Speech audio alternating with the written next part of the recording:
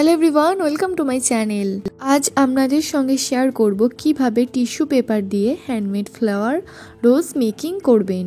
তার জন্য নিয়ে নিয়েছি একটা টিস্যু এবং টিস্যুটার মাঝ বরাবর একটা ফোল্ড করে নিয়েছি।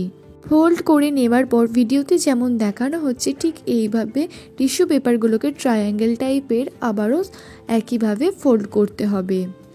এইভাবে ফোল্ড করার পর সাইড থেকে এইরকমভাবে দু সাইডই একটা করে ফোল্ড করে এরকম করে নিতে হবে। এরকম টিস্যু পেপার 6খানা ব্যাক কমিং করে নিতে হবে।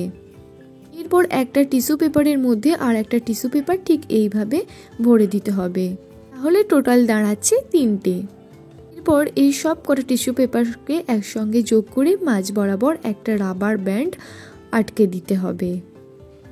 দেন একটা টিস্যু পেপার এইভাবে সাইড করে নিতে হবে।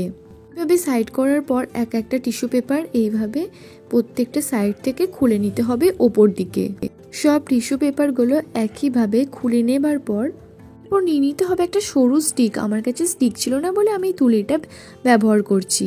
এরপর পাপড়িগুলোকে একটা তুলির সঙ্গে রোল করে ভিডিওতে যেমন দেখানো হচ্ছে ঠিক এইরকমভাবে শেপ করতে হবে, তাহলে এটা গোলাপ ফুলের শেপে চলে আসবে। সবগুলো পাপড়িকে এরকমভাবে করে নেবার পর লাগবে কিছুটা পরিমাণ লাল আবির। আমাদের কাছে লাল আবির নেই, তারা লাল রঙও ইউজ করতে পারেন বা যে কালারের গোলাপ ফুল বানাতে চান সেই কালারের রং বা আবির ইউজ করতে পারেন। তুলির সাহায্যে ওপর দিক থেকে পাপড়িগুলোকে লাল আবির দিয়ে কালার করে নিচ্ছি। পরে মাঝে একটা গোলাপের স্টিক অ্যাড করব বলে এই রকমভাবে টিস্যুগুলোকে ফোল্ড করে একটা গোলাপের পাপড়ি বানিয়ে নিচ্ছি।